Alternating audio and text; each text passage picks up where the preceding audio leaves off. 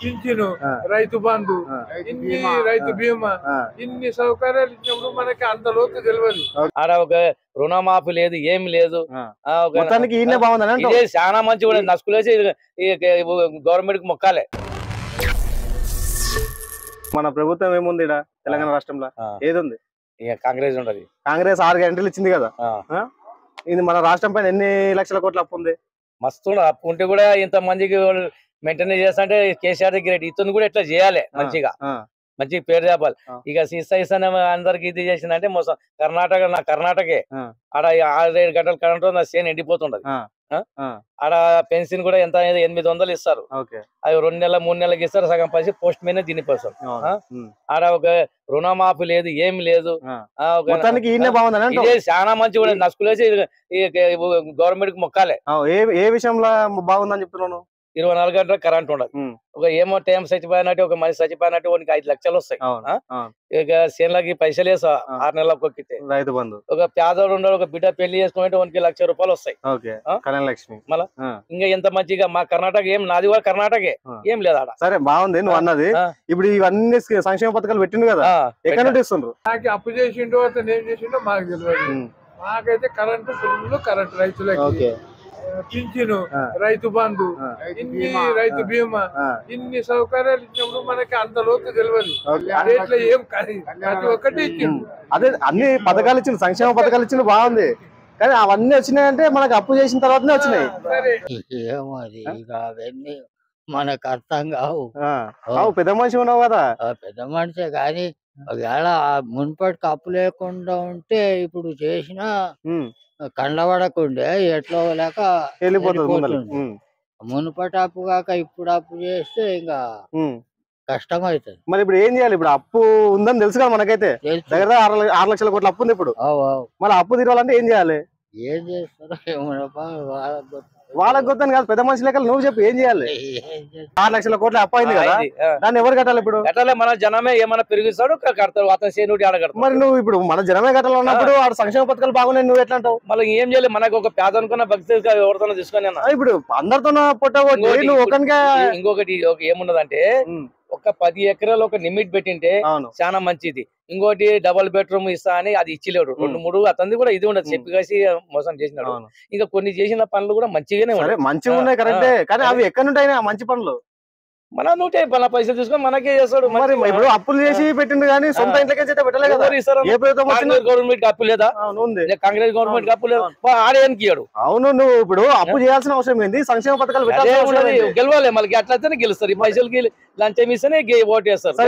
ఇప్పుడు ఉన్న ప్రభుత్వం అప్పు చేసి ఇచ్చింది, ఆయన కూడా ఓడిపోయింది కదా. ఓడిపోయింది.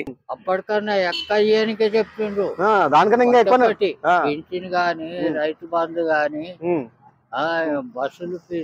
అవును, దానికంటే ఎక్కువ ఉంది, పాత గవర్నమెంట్ కంటే ఎక్కువనే. ఇది హాస్పిటల్ 10 లక్షలు. కేసీఆర్ పెట్టిన పథకాలతో పాటు ఎక్స్ట్రా పథకాలు పెట్టినారు. 5 లక్షలు చేస్తే 10 లక్షలు అవుతుంది. అది ఇప్పుడు 10 సంవత్సరాల 5 లక్షలు ఏంటంటే ఇప్పుడు ఒక 5 సంవత్సరాలు డబల్ అవుతుంది. మరి ఇప్పుడు ఇవన్నీ తెలుసు కదా మీకు. మరి ఈ గవర్నమెంట్ కి మీరు ఏం చెప్పాలనుకున్నారు?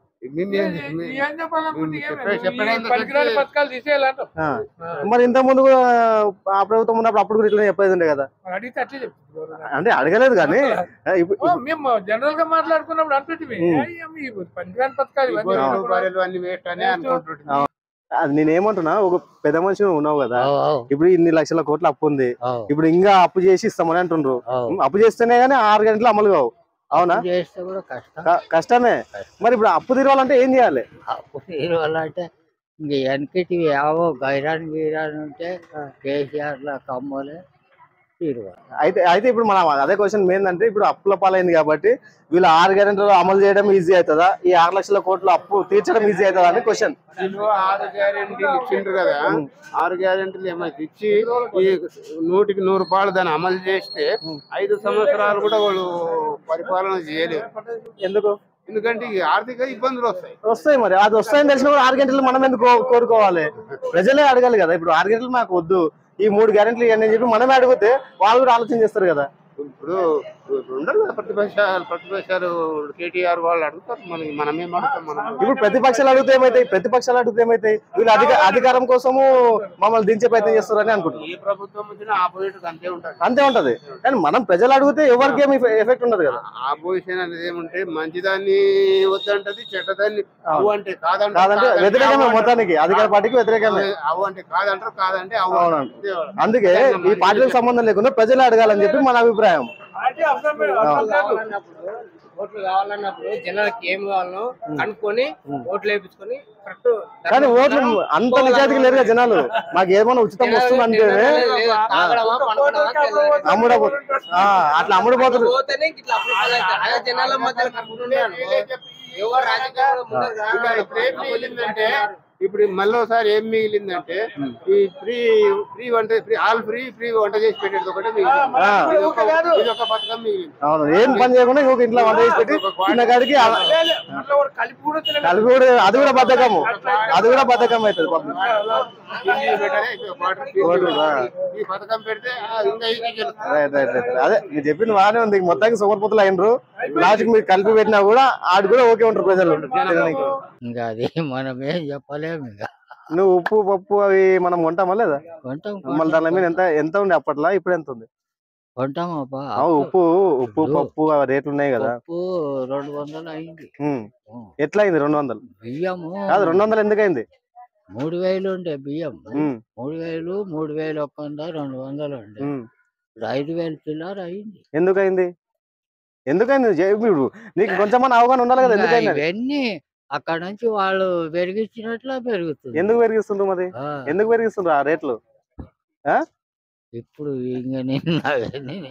ఇప్పుడు మనకి ఈ పథకాలు అట్లా కాదు, ఈ పథకాలు ఇస్తుండ్రు కాబట్టి, మన రాష్ట్రం మీద అప్పులు చేస్తుండ్రు కాబట్టి దాని తీరడానికి రేట్లు పెంచుతుండ్రు. మళ్ళీ ఇప్పుడు కూడా ఈ ప్రభుత్వం కూడా రేట్లు పెంచుతుంది కదా ముందర తర్వాత. అదే మళ్ళీ అప్పుడు ఇబ్బంది అవుతుంది లేదు పబ్లిక్ కి. అది ఆలోచన చేసి చెప్పేస్తుండే ఎవరు ఇప్పుడు వచ్చేటోళ్ళు కూడా ఆలోచన చేసి చెప్పేది. పబ్లిక్ మాకు పైసలు చేతిలో పడందే ఓట్లు వేయమని అంటారు. ఏమంటారు మరి వాళ్ళు ఎట్లా చెప్తారు? మేము ఏదో ఒకటి చేస్తాం, అధికారం రావడానికి ఏం మేనా చేస్తామని చెప్పి వాళ్ళు చెప్తారు. వేస్తామని ఆశకు చెప్పిండ్రు, అయిపోయింది. ఇంకెట్లో లేక మునుపట్లెక్కదే జరపనికి రాదు కదా. ఇప్పుడు నువ్వు ఇగో పెద్ద మనిషి, నువ్వు ఇచ్చిన 6 గ్యారెంటీలు అమలు చేయకపోతే ఏం చేస్తారు అపోజిషన్ వాళ్ళు? నువ్వు ఆ గ్యారెంటీలు అమలు చేయలేకపోతే ప్రభుత్వం దిగిపో అంటారు. ₹1 దిగిపో అంటారు. కట్టు లేకపోతే దిగిపో అంటారు. కానీ వాళ్ళు కంపల్సరీ అధికారం కోసం అన్నా అప్పు చేయాలి, పబ్లిక్ ఇవ్వాలి. మరి అప్పు ఎవరు కట్టాలి? లాస్ట్ కి ఎవరు కట్టాలి? అప్పు చేసి ఆడ నుంచి చేయాలి.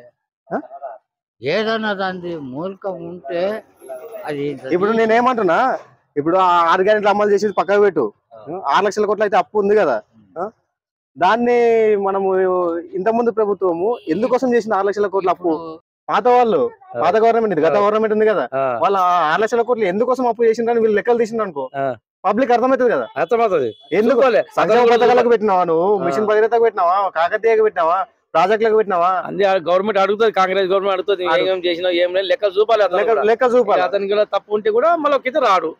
కరెక్ట్ ఉండడు అంటే జనం చూపిస్తున్నారు, ఇది చేసినా ఇది అమ్మినా, గవర్నమెంట్ ఇది చేసినా, ఇవన్నీ చేసినా అంటే మళ్ళీ ఏమన్నా.